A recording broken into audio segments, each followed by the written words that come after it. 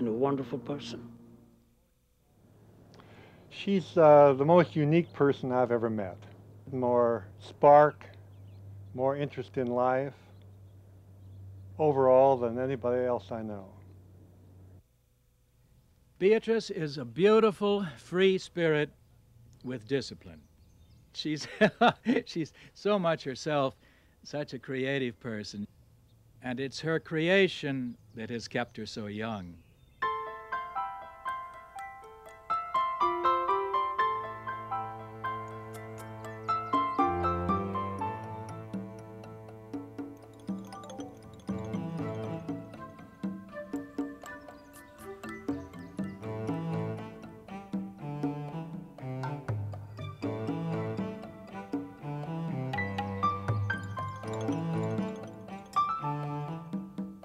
Anthropologists tell us that in a village, the most conservative person in the village is likely to be the potter.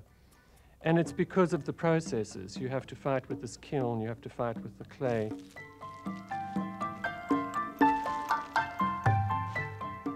Clay.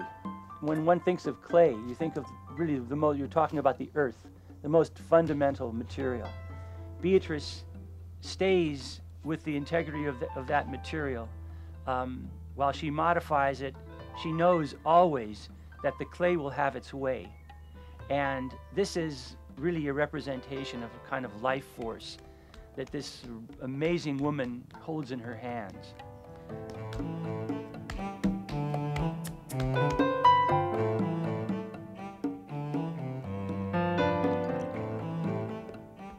You look at her hands, and here are these two hands that are just curled, and she certainly has full control over them, but you can see that there's no way that she could throw a perfect pot, and she doesn't want to throw a perfect pot.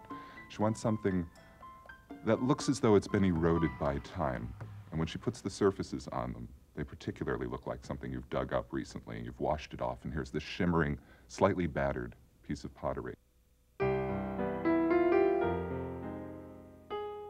I was officially born in 1893, but generally I tell people it was 1703. In other words, I'm 2 years away from being 100, which is really revolting. Imagine, obscene. I was a good little girl. And at the beginning of the century, it was natural for little girls who had any education to be good. And I was in great revolt. I think I was naturally in revolt against many things, particularly the conventionality with which I was brought up. I remember people, as I was a little girl, say, she doesn't belong to the family. I just had my own way of thinking.